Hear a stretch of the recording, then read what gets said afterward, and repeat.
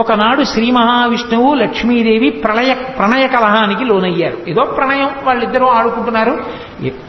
దాంపత్యం అన్న తర్వాత అందులో చిన్న కోపం రాకపోతే అసలు పండదు. ఎప్పుడూ పరమ ప్రేమతో తాళి కట్టిన దగ్గర నుంచి ఎన్నడూ అసలు ఒకరినొకరు మాట అన్నది అనుకోని దాంపత్యం అనుకోండి, అంతకన్నా అర్ధరహితమైన దాంపత్యం ప్రపంచంలో ఇంకోటి ఉండదు. ఎప్పుడో అప్పుడు దెబ్బలాడుకోవాలి. అంటే కావాలని ముహూర్తాలు పెట్టుకు దెబ్బలాడుకోమని నా ఉద్దేశం కాదు. ఏదో చిన్న మాట పట్టింపు, కొద్దిగా కోపం వస్తుంది, అది భయంకరంగా ఎవరో జోక్యం చేసుకునే అవసరం రాకూడదు. ఆవిడ ముందు మాట్లాడాలని ఈయన, ఆయన మాట్లాడకూడదా అని ఆవిడ, ఇద్దరు ఏదో కాసేపు ఆ బెట్టు చేసి ఆ తర్వాత ఇద్దరు ప్రశాంతంగా సంతోషంగా ఉంటే ఆ ప్రణయ కలహం ఏదో పాకం పలచగా ఉన్నది కొంచెం బాగా తీగ పాకంగా సాగినంత అందాన్ని ఇస్తుంది సంసారానికి. మనసులో అర్థం చేసుకోవడానికి మరింత అవకాశాన్ని ఇస్తుంది తప్పించి అది మరీ మూడో మనిషి వచ్చి జోక్యం చేసుకోవలసినంత భయంకర స్థితులను పొందకూడదు దాంపత్యం. లక్ష్మీదేవి ప్రణయ కలహంతో ఒకసారి ఏకాంతమాసం నుంచి బయటికి వచ్చి ఈ పాటికి ఆయన నేను కనపడలేదని బెంగపెట్టుకుని ఉంటారు అని ఆయన బెంగపెట్టుకోవడం కాదు, ఆయన దగ్గరికి వెళ్ళి చాలాసేపు అయిందని ఈవిడికి బెంగ కలిగేది. అందుకని ఈవిడ లోపలికి వెళ్ళిపోతుంది. నిత్యానపాయని కదా అమ్మవారు. అలా ఉండాలి దాంపత్యం అంటే, అంతే. అలా ఉంటుందా అండి అనకండి. ఆవిడ అలా ఉంది కాబట్టే మనం ఇలా ఉండాలని మనకి తెలిసింది. మన కోసం ఆవిడ అలా ఉంటుంది. అంతేగాని ఆవిడికి పిచ్చిక్కి అలా ఉంటుందని సిద్ధాంతాలు చెప్పకూడదు. కాబట్టి నిత్యానపాయని ఆ తల్లి లోపలికి వెళుతోంది. బయటికి రావడం అంటే నీ ఇష్టం, కానీ లోపలికి వెళ్ళడానికి మా అనుమతి ఉండాలన్నారు వీళ్ళు. నేను ఆయన దగ్గరికి వెళ్ళడానికి మీ అనుమతి ఎందుకంది ఆవిడ. స్వామి విశ్రాంతి తీసుకుంటున్నారేమో, ఇప్పుడు మీరు వెళ్ళి మళ్ళీ గొడవ చేస్తే బాగుండదు, మీరు ఇప్పుడే కోపంగా బయటకు వచ్చారు, మళ్ళీ వెళ్ళి ఆయన శాంతి భంగం చేస్తారు, వీలు లేదన్నారు. ఆవిడే లక్ష్మి. లక్ష్మి అన్న మాటకు అర్థం ఏంటంటే లక్ష్మ, గుర్తు బట్టి లక్ష్మి. అందరికీ టేబుల్ మీద నేమ్ ప్లేట్ ఉంటే ఒక ఆయనకి గది బయట నేమ్ ప్లేట్ బయట లోపలికి పంపించడానికి ఒక మనిషి ఉన్నాడు అనుకోండి, ఆయన లక్ష్మి గొప్పది టేబుల్ మీద బోర్డు ఉన్నవాడి లక్ష్మి కన్నా. లక్ష్మ గుర్తు చేత తెలియబడతాడు. ఒక ఆయన కారు దిగితే ఇలా అడ్డంగా ఓ పెద్ద రాగి ప్లేట్ కూడా వేసుకుని ఒక ఆయన కూడా వెంట దిగి వస్తుంటాడు అనుకోండి, ఇంకా పెద్దవాడని గుర్తు. సరే ముందు వెనక కూడా పోలీస్ కార్లు వెళ్ళాయనుకోండి, ఇంకా అంతకన్నా చెప్పడం నాకెందుకు వచ్చిన గొడవ. కానీ కాబట్టి లక్ష్మ, వాటి చేత లక్ష్మి తెలుస్తూ ఉంటుంది, వైభవం తెలుస్తూ ఉంటుంది. వీళ్ళ లక్ష్మ ఏమిటి? ఆవిడ అనుగ్రహమే. శ్రీ మహావిష్ణువు ఉన్నటువంటి ఏకాంతవాసం బయట కాపలా కాయగలిగినటువంటి లక్ష్మి ఆవిడ అనుగ్రహం. అందుకే అమ్మవారికి ఒక పేరుంది, యశస్విని, కీర్తినిచ్చేది అని. ఇంతమంది ఇలా కూర్చుంటే నేను ఒక్కడనే ఇక్కడ కూర్చుని మాట్లాడితే మీరు వింటున్నారంటే నా గొప్ప కాదు. అయ్యో వీడు మాట్లాడితే అంతమంది వినేటట్టు చేసి వీడు చెప్పాడన్న కీర్తిని వీడికి కట్టపెట్టి వీడిని సంతోషింపజేస్తానని అమ్మవారు అనుగ్రహిస్తే ఇక్కడ కూర్చున్నాను. కాబట్టి ఆవిడ యశస్విని. దానివల్ల ఎవరు సంతోషిస్తోందంటే మా అమ్మ సంతోషిస్తోంది నాతో పలికించి. ఇవన్నీ నేనే పలికేస్తున్నాను అనుకుంటే అయితే నువ్వే పలుకని అందంటే నా బతుకు బయటడిపోతుంది. అది అమ్మవారి యొక్క తత్వం. కీర్తినిచ్చింది ఆవిడ. జయ విజయులుగా ఉండండిరా అంది ఆవిడ. ఉండండిరా అంటే నువ్వే లోపలికి వెళ్ళొద్దన్నారు వాళ్ళు. ఆవిడంది మీ లక్ష్మి తొలగిపోతుంది. మీ లక్ష్మి తొలగిపోతుందంటే ఓ కారణం రావాలిగా. అందుకు వెనకాల వచ్చారు సనక సనదనాలు.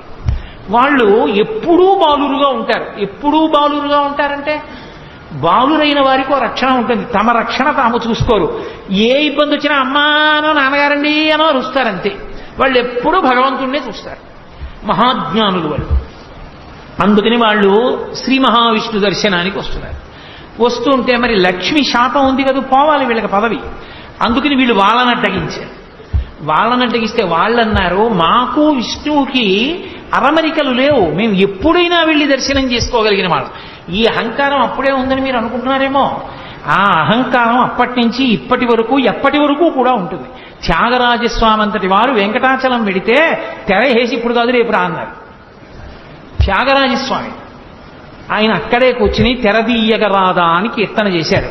తాళాలు వేసుకుందామని అర్చకుడు అనుకుంటే తలుపులు తెరుచుకుని తెర తీసుకుని వెంకటేశ్వర స్వామి గారు దర్శనమిచ్చారు. బుద్ధి వచ్చి లెంపలేసుకుని కాళ్ళ మీద పడ్డాడు. కరిగొండ వెంగమాంబ గారి విషయంలో అదే అయింది. ఎంతో మంది మహాభక్తుల విషయంలో వాళ్ళ దర్శనానికి అడ్డొస్తే వాళ్ళని పక్కకి తీసి పరమేశ్వరుడు దర్శనమిచ్చాడు. ఎన్నో శివాలయాల్లో నందీశ్వరుడు పక్కకి వెళ్ళిపోయాడు. నాకు దర్శనం అవ్వాలి, నా భక్తుడు వచ్చాడు అడ్డుగా ఉన్నావు లే నంది అంటే పక్కకి వెళ్ళిపోయాడు. ఇప్పటికీ ఆ దేవాలయాల్లో నంది పక్కకుండి భగవంతుడి భక్తులు దర్శనం చేసుకునే అవకాశం ఇచ్చాడు. భగవంతుణ్ణి చూడాలని భక్తుల ఆర్తి ఎంతుంటుందో పరమభాగవతోత్తముడైన వాడిని చూడాలని భగవంతుని యొక్క ఆర్తి అలా ఉంటుంది. కాబట్టి ఇప్పుడు మేము లోపలికి వెళ్ళడానికి అనుమతి ఏమిటయా? ఆయన మా కోసం ఎదురు చూస్తాడు, మేము ఆయన కోసం ఎదురు చూస్తాం. మేము స్వేచ్ఛగా వెళ్ళొచ్చు, తప్పు చేస్తున్నారు అడ్డకండి అన్నారు. వీల్లేదు, మీరు వెళ్ళడానికి వీల్లేదు, మా అనుమతి ఉండవలసిందే అన్నారు.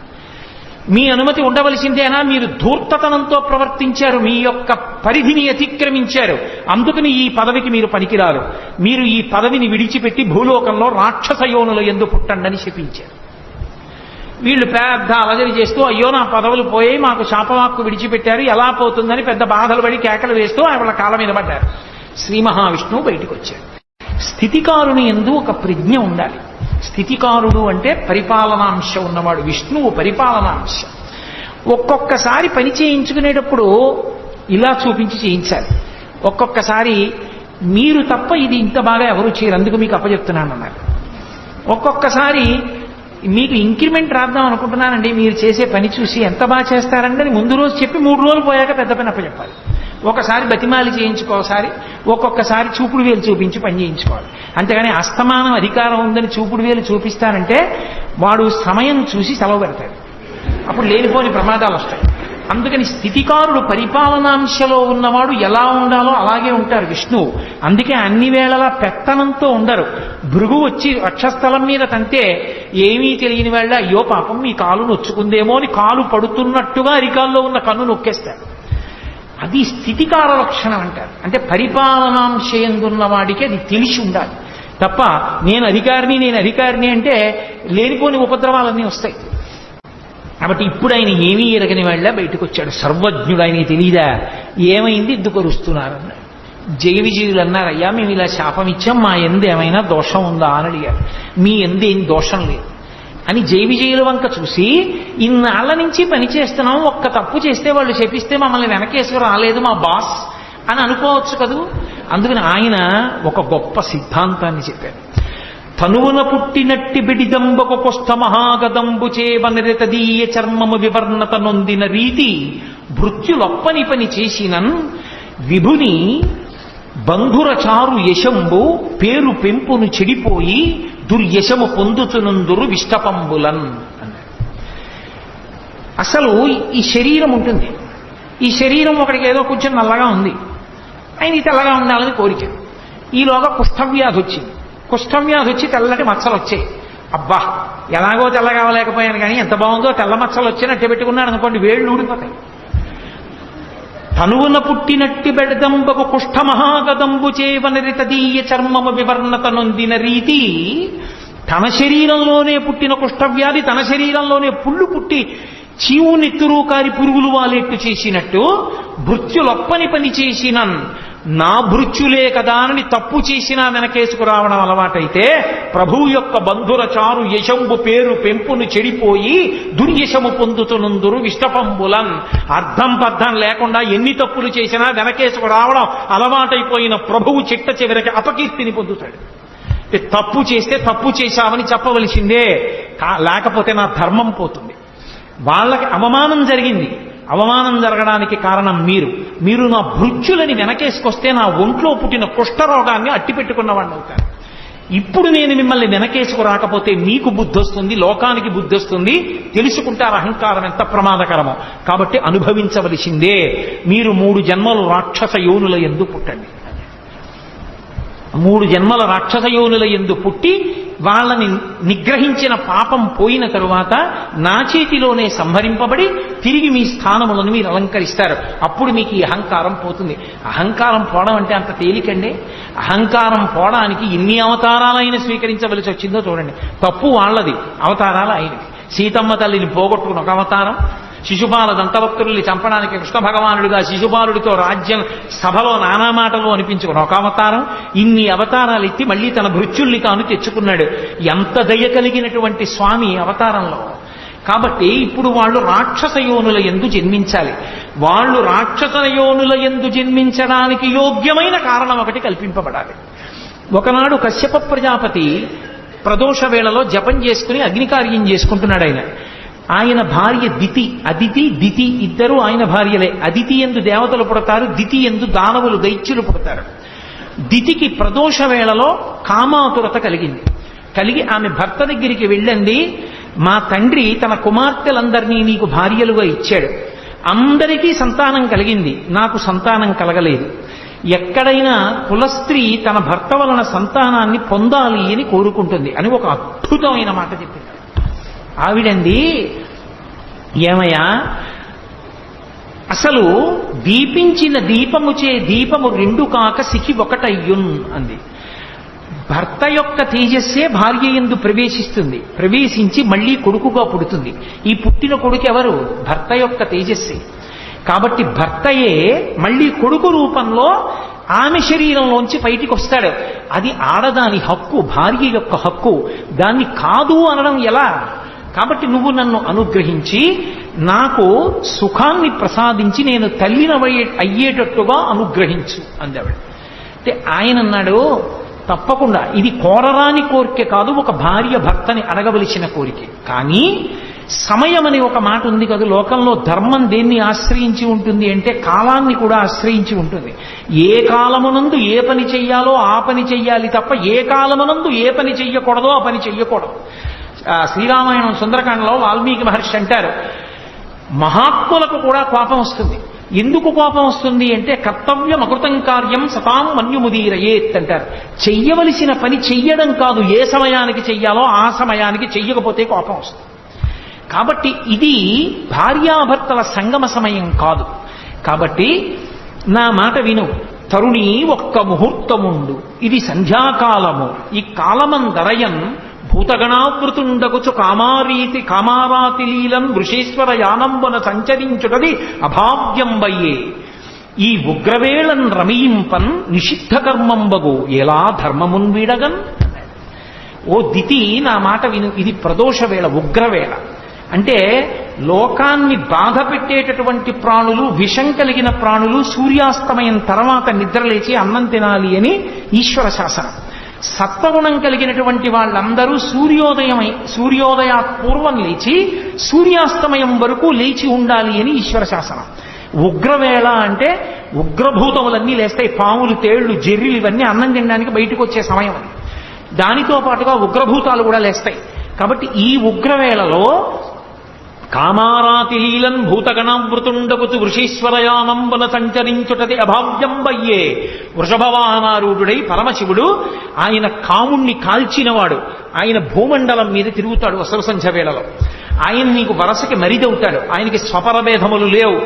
ఆయన వృషద్విచిత్ర తల్పయోర్ భుజంగముక్తికస్రజో గరిష్టరత్నలుష్టయో సురుద్విపక్షభక్షయో తృణారవింద చక్షుషో ప్రజామహీ మహేంద్రయో సమప్రవర్తయన్మన కదా సదాశివం భజే.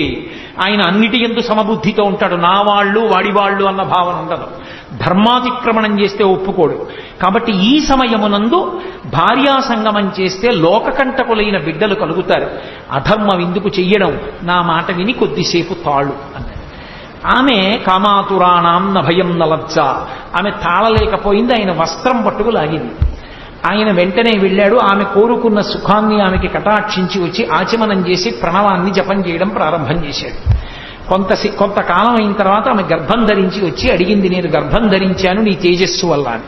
ఆయన వెంటనే దివ్య దృష్టితో చూసి అన్నాడు, రమించకూడని ఉగ్రవేళలో నన్ను నిగ్రహించి నాతో రమించావు, కాబట్టి నీ కడుపున పుట్టేటటువంటి సంతానం లోకాన్ని రక్షించేటటువంటిది కాదు. లోకభయంకరులైనటువంటి ఇద్దరు జన్మిస్తారు. వాళ్ళిద్దరూ ఈ లోకంలో ఉన్నవన్నీ మావే, మేమే అనుభవించాలంటారు. ఆ కారణం చేత విష్ణువుకి విరోధులవుతారు. శ్రీ మహావిష్ణువు యొక్క చేతి సుదర్శన చక్రధారల చేత తరగబడి వాళ్ళ శిరస్సులు కింద పడిపోతాయి, వాళ్ళు కీర్తి వహించరు అని చెప్పాడు. ఆమె చాలా రోధించింది. ఆఖరికి ఆమెకి ఇద్దరు కుమారులు కలిగారు. ముందు పుట్టినటువంటి వాడికి హిరణ్యాక్షుడు అని పేరు పెట్టారు, వెనక పుట్టినటువంటి వాడికి హిరణ్యకశిపుడు అని పేరు పెట్టారు. ఇద్దరు కవల పిల్లలు. కవల పిల్లలు పుట్టినప్పుడు మనకి శాస్త్రంలో ఏమిటంటే ముందు ఎవరు పుడతాడో వాళ్ళు చిన్నవాళ్ళు, వెనక ఎవరు పుడతారో వాళ్ళు పెద్దవాళ్ళు. ముందు ఆడపిల్ల పుట్టి వెనక మగపిల్లాడు పుడితే అన్నా చెల్లెళ్ళు అవుతారు తప్ప అక్కా తమ్ముళ్ళు అనకూడదు. ముందు పుట్టిన వాళ్ళు చిన్నవాళ్ళు, వెనక పుట్టిన వాళ్ళు పెద్దవాళ్ళు. కాబట్టి ముందు పుట్టినటువంటి వాడు ముందు పుట్టినటువంటి వాడు హిరణ్యాక్షుడు, వెనక పుట్టినవాడు హిరణ్యకశిపుడు. అందుకని హిరణ్యకశిపుడు పెద్దవాడయ్యాడు, హిరణ్యాక్షుడు చిన్నవాడయ్యాడు. చిన్నవాడైన హిరణ్యాక్షుడంటే హిరణ్యకశిపుడికి అమితమైన ప్రేమ తన తమ్ముడని. ఈ హిరణ్యాక్షుడికి లక్షణం ఉంది. హిరణ్యాక్షుడు అంటే పేరులో తెలియట్లేదండి. అందుకే పేరు పెట్టుకునేటప్పుడు పెద్దవాళ్ళకి అప్పజెప్పి పెట్టాలి తప్ప స్వతంత్రించి పెట్టకూడదు. పనికిమాలిన పేర్లు పెడితే వాడు కూడా అటువంటి భావాలు కలిగినటువంటి వాడి అయి ఆ పేరు పెట్టి పిలవగా పిలవగా అలాగే తయారవుతాడు. ఏదో పేరు బాగుందని పెట్టేయకూడదు. హిరణ్యాక్షుడు అంటే హిరణ్యము అంటే బంగారం, బంగారము అంటే లోభమునకు ప్రతీక. బంగారం ఎక్కడ చెప్పినా రుక్మ అన్న శబ్దం వేస్తారు. అందుకే రుక్మిణీదేవి అన్నదమ్ముల పేర్లన్నీ రుక్మ, రుక్మాంగద, రుక్మకేతు, రుక్మబాహు, రుక్మకేశ, రుక్మిణి అన్ని రుక్మి, రుక్మ, రుక్మ అని పెట్టాడు. రుక్మ అంటే బంగారం, బంగారం లోభానికి ప్రతీక. వాడు అనుభవించాడు, దాస్తాడు. ఇవన్నీ నావంటుంటాడు, ఇవన్నీ నావే, ఎవరికి ఇవ్వను, ఇంకోటి సుఖపడకూడదు, నేనేం చేస్తాను, నేను అనుభవించాను, దాచేసి ఇవన్నీ నావి, అంతే నా సుఖం. హిరణ్య కసిప్ అంటే పడక, పడక అనుభవానికి గుర్తు. పక్క ఎక్కడున్నా భోగానికి గుర్తు మంచం. అందుకే మంచం మీద ఏం పెట్టరు, పవిత్రమైన వస్తువుల్ని మంచం మీద పెట్టరు, ఎందుకంటే అది భోగానికి ప్రతీక కాబట్టి. అందుకే ఆఖరికి శరీరత్యాగం కూడా మంచం మీద చేయకూడదు అని. అటువంటి మంచం భోగానికి గుర్తు. హిరణ్యకశిప్ అన్న మాటకు అర్థం ఏంటంటే వాడు తీసుకొచ్చి దాచేస్తాడు, వీడు అనుభవిస్తాడు, ఇంకోడు అనుభవించుకోడు. వీడి కడుపున కొడుకు పుట్టాడు, ఆయన ప్రహ్లాదుడు, పరహ్లాదుడు, ఇంకోడు సంతోషిస్తే తను సంతోషిస్తాడు. ఎలా పడుతుంది ఇద్దరికి? అక్కడ వచ్చింది పేచి. అది హిరణ్యకశిప ప్రహ్లాద హిరణ్యాక్ష హిరణ్యకశిప వృత్తాంతం అంటే. అందుకని అక్కడ లక్ష్మీ విష్ణువుల యొక్క శాసనం సనకసనందనాదుల మాటను అనుసరించి ధర్మమునందు బుద్ధి ఎక్కడ నిలబడదో అక్కడ ఇలాంటి బుద్ధులు పుట్టుకొస్తాయి. అందుకని దితికి పుట్టింది ఈ బుద్ధి. దితికి పుట్టారు వీళ్ళొచ్చి. వాళ్ళకి హిరణ్యాక్ష హిరణ్యకశిపులు అని పేరు పెట్టారు. ఈ హిరణ్యాక్షుడు ఒకానొక సమయంలో ఒక ఉపద్రవం జరిగింది ఈ లోకానికి. ఏమిటా ఉపద్రవం అంటే నేను చెప్పానే, కల్పాంతమనందు ప్రళయం వస్తుందని. ఆ కల్పాంత ప్రళయమునందు సముద్ర జలాలన్నీ వచ్చి భూమి మీద పడిపోతే ఈ భూమి అంతా కూడా ఆ నీటిలో అడుగుకి వెళ్ళిపోయి పాతాళలోకం దగ్గరికి చేరిపోతే భూమి లేదు. నిన్న మీతో చెప్పా, శ్రాద్ధదేవుణ్ణి మనువుని చేసి మనువుని పిలిచి బ్రహ్మగారు అన్నారు, నువ్వు భూమిని ధార్మికంగా పరిపాలించు, సంతానాన్ని ఉత్పత్తి చెయ్యి అన్నారు. ఆయన అన్నాడు, భూమి ఉంటే కదా నేను పరిపాలించడానికి ధార్మికంగా, ప్రళయ జలాలలో అది కిందకి వెళ్ళిపోయింది, పాతాళం దగ్గరికి వెళ్ళిపోయింది, దాన్ని ఎవరు పైకి తీస్తారు, తీసుకొచ్చి పైకి ఎత్తితే కదా నేను దాన్ని పరిపాలన చేయడం అన్నాడు. ఆయన అలా అనగానే చతుర్ముఖ బ్రహ్మగారికి తుమ్మొచ్చింది. ఆయన తుమ్మారు. తుమ్మగానే ఆయన ముక్కులోంచి కింద పడ్డాడు ఒక ఆయన. యజ్ఞవరాహమూర్తి అర్ధి అంగుష్టమాత్రదేహంబుతోడ జననమంది వియత్తల స్థాయియగుచు అంతలోనే భూరిగజ ప్రమాణమయ్యే అతటి వారికి అద్భుతముగా అన్నారు. ఆయన ముక్కులోంచి కింద పడ్డవాడు చిన్నవాడు కింద పడ్డాడు. కింద పడి అందరూ చూస్తుండగానే భూమి ఆకాశములు నిండిపోయేటట్టుగా పెరిగిపోయాడు. ఆ పెరిగిపోయినది వరాహావతారం. ఆ వరాహావతారం యజ్ఞవరాహమూర్తిగా వచ్చాడు. యజ్ఞవరాహము అన్న మాటకు అర్థం ఏమిటంటే, యజ్ఞమునందు వాడేటటువంటి పదార్థములు ఏ ఉంటాయో, సృక్కు, స్రవము, ఆజ్యపాత్ర, ఇలాంటివన్నీ కూడా ఆయన శరీరమునందు భాగములుగా మారిపోయాయి. అంటే పరమమంగళ స్వరూపాన్ని పొంది ఇప్పుడు సముద్రం లోపల భూమి ఉండిపోయింది. వీడికి లోభం కదు హిరణ్యాక్షుడికి, ఆ వెళ్ళిపోయిన భూమి నాదే అన్నాడు. అని ఎవరూ అక్కడికి రావడానికి వీల్లేదు, ఇదంతా నాదే అన్నాడు. లోభ బుద్ధి అంటే అంతే, ఎక్కడ ఏం ఉండనివ్వండి. ఎందుకు పనికి వస్తుందండి అని అడిగారు అనుకోండి, ఎక్కడికో వెళ్ళి ఏమిటో 150 ఎకరాలు కొన్నానంటాడు బీడు. ఎందుకు అన్నారనుకోండి, చాలా చిత్రమైనటువంటి ఉంటాయి. అక్కడ ఓ మేడ కడితే ఓ 10 మంది బతుకుతారు. ఈ పాడుపడిన ఇల్లు అమ్మబడదు, ఇది ఫలానా వారికి చెందుననో బోర్డు పెడతాడు. ఈ పాడుపడిన ఇల్లు అమ్మబడదు, వాడు అమ్మడం. పోనీ వాడు ఉండడానికి అది పాడుపడిన మేడని వాడే అంటున్నాడు. అంటే అమ్మితే ఎవడైనా కట్టుకుంటాడు. నేను ఎందుకు అమ్మావంటే ఎప్పుడో పెరుగుతుంది, నువ్వు ఉంటావా? ఇప్పుడు అమ్మితే పోనీ 10 మంది మేడ ఉంటుందిగా, నీ తర్వాత వాళ్ళకి పోనీ డబ్బు పెరుగుతుందిగా, ఇవ్వవయా అంటే ఇవ్వడు సరిగా బోర్డు పెడతాడు, అమ్మబడదు.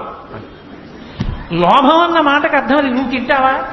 లక్షాధికారైన లవణమన్నమే కాని మెరుగు బంగారంబు మింగబోరు, పొందుగా మెరుగైన భూమి లోపల పెట్టి దాన ధర్మము లేక దాచి తుదకు దొంగలకిత్తురో దొరలకవునో. తేనె చుంటీగలియవా తెరువునులకు భూషణ వికాస శ్రీధర్మ పుర నివాస దుష్ట సంహార నరసింహ దురిత దూర. ఏం చేస్తాడంటే అదో అవగుణం, లోభం దాస్తూ ఉంటాడు.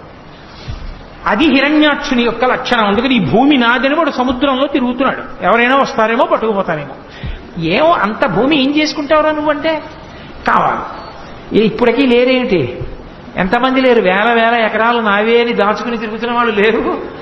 కాబట్టి లోభబుద్ధి అది హిరణ్యాక్షుని యొక్క అంశ అది. కాబట్టి ఇప్పుడు శ్రీ మహావిష్ణువు యజ్ఞవరాహావతారాన్ని పొందారు. అది ఎంత పెద్ద వరాహం అంటే భూమి ఆకాశములు నిండిపోయి పెద్ద పెద్ద రోమాలతోటి అది సముద్రంలోకి దిగింది. సముద్రంలోకి దిగితే ఓ చమత్కారం జరిగింది. దిగి భూమి ఎక్కడ ఉంది అని ఆయన ముట్టి పెట్టి వెతుకుతున్నాడు ఇలాగ పైకెత్తుదామని. ఈ ముట్టి పెట్టి వెతుకుతూ ఉంటే ఆ సముద్రంలో ఉన్న నీళ్లన్నీ రోమకూపాల్లోకి వెళ్ళిపోయాయి. రోమకూపాలంటే వెంట్రుకల దగ్గర ఉన్న కన్నాల్లోకి వెళ్ళిపోయింది నీరు. వెళ్ళిపోయి సముద్రంలో నీళ్లన్నీ తగ్గిపోయాయి. ఆయన ఒక్కసారి వెతికి మళ్ళీ ఇలా పైకి లేచి ఇలా అన్నాడు, చెవుల్లోకి నీళ్లు వెళ్ళాయని. ఆ జూలు నుంచి నీళ్లు పైకి లేచి ఇలా చల్లుకున్నాయి.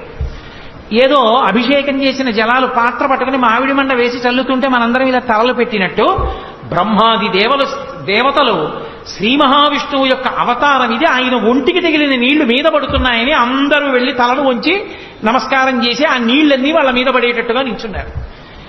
ఎక్కడ పడితే అక్కడ ఎలా పడితే అలా స్నానం చేయకూడదు. నది దగ్గరికి వెడితే సంకల్పం చెప్పి స్నానం చేయాలి. సముద్ర స్నానానికి వెళ్ళారనుకోండి, మీరు వెళ్ళి సముద్ర స్నానం చేసేసానండి అంటే ఖాతాలో పాపం వేసి పంపిస్తారు. సముద్ర స్నానం చేస్తే మహాసంకల్పం చెప్పాలి. పెళ్లిలో చెప్తారే మహాసంకల్పం, అది చెబితే తప్ప సముద్ర స్నానం చేయకూడదు. ఇప్పటికీ రామేశ్వరం వెళ్ళినా రామేశ్వరంలో సముద్ర స్నానం చేసే ముందు మహాసంకల్పం చెప్పి చెయ్యాలి. నన్ను పొద్దున్న ఆయన అడిగితే చెప్పాను, మహాసంకల్పం చెప్పి చెయ్యండి సుమా రామేశ్వరం వెడితే. మహాసంకల్పం చెప్పని సముద్ర స్నానం చేయకూడదు. నది దగ్గరికి వెడితే సంకల్పం చెప్పి స్నానం చేయాలి. కాబట్టి ఒక్కొక్క చోట ఒక్కొక్క ధర్మం. ఆయన సముద్రంలో దిగి పైకి లేచి ఇలా ఊపితే ఆయన వెంట్రుకల మించి పడ్డ నీళ్లు మీద పడితే చాలని 33 కోట్ల మంది దేవతలు ఇలా నించున్నారు. లీలాశుకుడు అన్నాడు కృష్ణకర్ణామృతంలో, యద్రోమరంధ్ర పరిపూర్తి విధావదక్షౌ ఆరాహ జన్మని బభూవ రమీ సముద్రాః తం నామనాథమరవింద తలం యశోదా పాణిద్వయంతర జలై స్నపయాం బభూవా అన్నాడు. ఓ శ్రీ మహావిష్ణువా, మీరు యజ్ఞవరాహమూర్తిగా అవతారమెత్తి సముద్రంలోకి దిగితే సముద్రంలో ఉన్న నీళ్లన్నీ మీ రోమకూపాల్లోకి వెళ్ళిపోయాయి. అసలు స్నానానికి సరిపోలేదు, బట్ట తడవలేదు, ఒళ్ళు తడవలేదు. అదే మీరు శ్రీకృష్ణ పరమాత్మగా వస్తే నా మోచెయ్యంతుండి ఆ గోపకాంత తొడల మీద పడుకోబెట్టుకుని ఆ యశోదాదేవి ఇలా దోషిటితో నీళ్లు తీసి మీ ఒంటి మీద పోస్తే పాణిద్వయాంతర జలై స్నపయాం బభూవ. ఆ గోపకాంత అయిన యశోదాదేవి దోషిట్లో నీళ్లు మీ ఒంటి మీద పోసుకోవడానికి సరిపోయాయి. ఎంత విచిత్రమయ్యా! ఒక అవతారంలో సముద్ర జలాలు సరిపోలేదు, ఒక అవతారంలో ఒక గోపకాంత దోషిట్లో నీళ్లు సరిపోయాయి. మహానుభావ, ఏదైనా నీకే చెల్లింది. అలా సముద్ర జలాలన్నీ ఆయన శరీరంలోకి వెళ్ళిపోయాయి. వెంటనే ఆయన ముట్టితో తడిమి పాతాళంతో కలిసిపోయి ఉన్నటువంటి భూమిని పైకెత్తి తన దంస్ట్ర మీద నిలబెట్టాడు. కోర మీద నిలబెట్టి పైకెత్తి భూమిని తీసుకొస్తున్నాడు సముద్ర జలాల నుంచి. అదొక అద్భుతమైన స్వరూపం. భవిష్యోత్తర పురాణంలో ఇప్పటికీ ఒక మాట ఉంది, వ్యాసుల వారు ఒక మాట చెప్పారు. అలా దంస్ట్ర మీద భూమిని నిలబెట్టినటువంటి మూర్తిని కానీ, వెంకటాచలంలో ఉన్న మూర్తి అపురూపమూర్తి, ఏదో భార్యాభర్తలు గుసగుసలాడుకుంటున్నట్టు ఉంటుంది. స్వామివారు ఇలా ఉంటే లక్ష్మీదేవి ఇలా ఉంటుంది వక్షస్థలం మీద అడ్డంగా. ఆమె చెవు ఇలా ఉందేమో, ఆమె చెవి అయ్యవారి నోటి దగ్గరికి వస్తుంది. అయ్యవారు అమ్మవారితో ఏదో మాట్లాడుతున్నట్టు ఆవిడ గుండెల మీద చెవి పెట్టి వింటున్నట్టు ఉంటుంది. అపురూపమైన మూర్తి ఆదివరాహమూర్తి. ఆదివరాహమూర్తి మీద ఒక ప్రత్యేకమైన స్తోత్రం ఉంది. ఆ స్తోత్రాన్ని నియమబద్ధంగా చదివినటువంటి వాళ్ళకి లభించనటువంటి కోరిక ఉండదు, అంత శక్తివంతం. అందుకే శంకరాచార్యుల వారంతటి వారు సౌందర్యలహరి చేస్తూ అమ్మవారి మీద శ్లోకం చెప్తూ పరమ విష్ణు భక్తుడు శంకర భగవత్పాదుడు. అందుకే అమ్మవారి పాదం సంసారం అనేటటువంటి సముద్రంలో మునిగిపోయిన వాణ్ణి పైకెత్తడంలో ఎటువంటిది అంటే, సముద్రంలో మునిగిపోయినటువంటి భూమిని పైకెత్తినటువంటి ఆదివరాహమూర్తి యొక్క కోర వంటిది అని అవిద్యానామంతస్తిమిరమిహిరోద్దీపనగరీ జడానాం చైతన్య స్తబక మకరంద శృతిఝరి దరిద్రాణాం చింతామణిగుణనికా జన్మ జలధౌ నిమగ్నానాం దంస్ట్రా మురరిపు వరాహస్య భవతి అన్నారు. దంస్ట్రా మురరిపు వరాహస్య భవతి.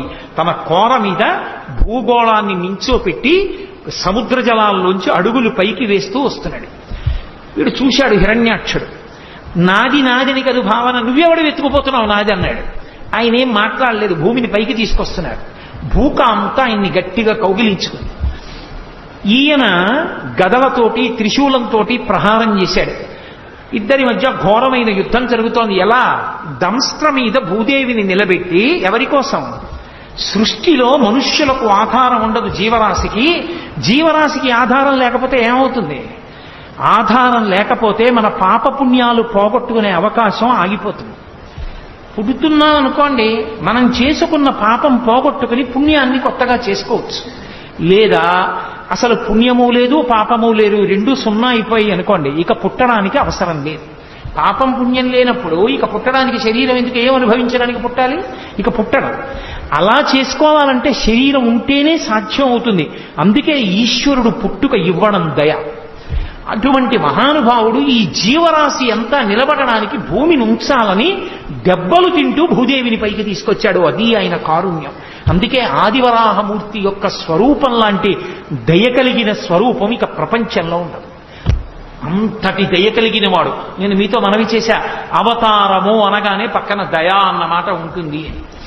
కాబట్టి ఇప్పుడు ఆ హిరణ్యాక్షుడు ప్రదోష వేళ అయింది, యుద్ధం చేస్తున్నాడు.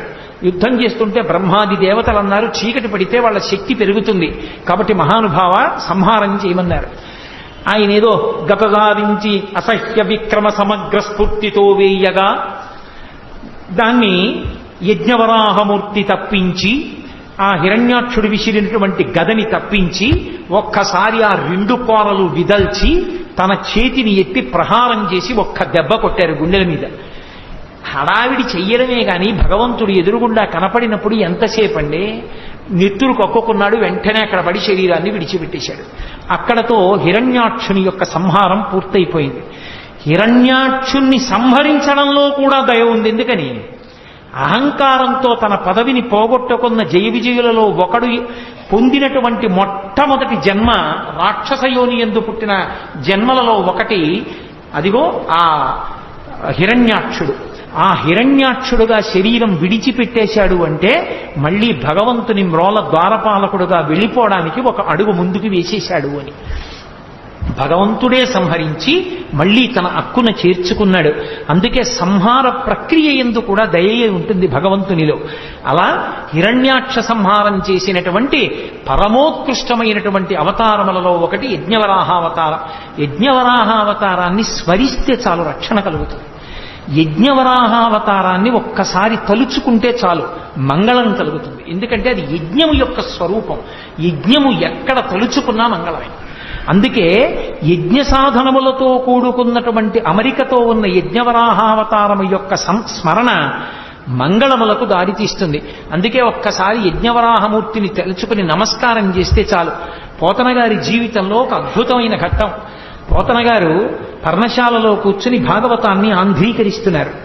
కర్ణాటకకి చెందిన ప్రభువు పోతన గారు నాకు భాగవతాన్ని అంకితం ఇవ్వనంటున్నారు, అందుకని చెప్పి వెళ్లి బంధించి తీసుకురమ్మని సైన్యాన్ని పంపించాడు. తీరా వాళ్ళు వెళ్లి పోతన గారిని బంధిద్దాం అనుకుంటే పర్ణశాల ముందు ఒక పెద్ద వరాహం ఒకటి పడుకుంది, తెల్లటి పంది. ఆ శ్వేతవరాహం కోరలు చూపించి పెద్ద అరుపరిచింది. భయపడిపోయి వాళ్ళు వెనక్కి వెళ్ళిపోయారు. సైన్యాధిపతి వచ్చాడు, ఆయన కూడా ఆ వరాహాన్ని చూసి భయపడిపోయి వెళ్ళిపోయాడు. మహారాజే స్వయంగా వచ్చాడు. అసలు ఆ వరాహమూర్తిని చూసి హడిలిపోయి చేష్టలుడిగిపోయి ఉండిపోయారు. లోపల మహానుభావుడు పోతన గారు ఆయన్ని నిగ్రహించను, భాగవతం నాకు అంకితం ఇవ్వమని ఒక్కసారి దర్శనం చేసుకెళ్ళిపోవాలనుకున్నాడు. ఆయన అలా అనుకోగానే పడుకున్న వరాహం లేచి ఒళ్ళు విదల్చుకుని నడుచుకుంటూ వెళ్ళిపోయింది. ఈయన లోపలికి వెళ్ళాడు. రాజు తన పరివారంతో వెళ్ళి పోతన గారి దర్శనం చేసుకుని నమస్కరించి, అయ్యా నేను మీ పర్ణశాలలోకి వద్దాం అనుకున్నాను, బయట అంత పెద్ద వరాహం పరుకుని అరుస్తోంది, ఆ అరుపు మీకు వినపడలేదా? మీరు ఎలా ఆంధ్రీకరిస్తున్నారన్నారు. పోతన గారు రెండు చేతులు ఎత్తి నమస్కరించి అన్నారు, నేను యజ్ఞవరాహమూర్తి ఆవిర్భవించినటువంటి ఘట్టాన్ని అంధీకరిస్తున్నాను. మీరు బహుశः భాగవతాన్ని బలవంతంగా పుచ్చుకోవాలని వచ్చారు. ఆ యజ్ఞవరాహమూర్తియే నా పర్ణశాల బయట పడుకుని నన్ను రక్షించారన్నారు. పోతన గారిని రక్షించినటువంటి అవతారం ఆ యజ్ఞవరాహ అవతారం.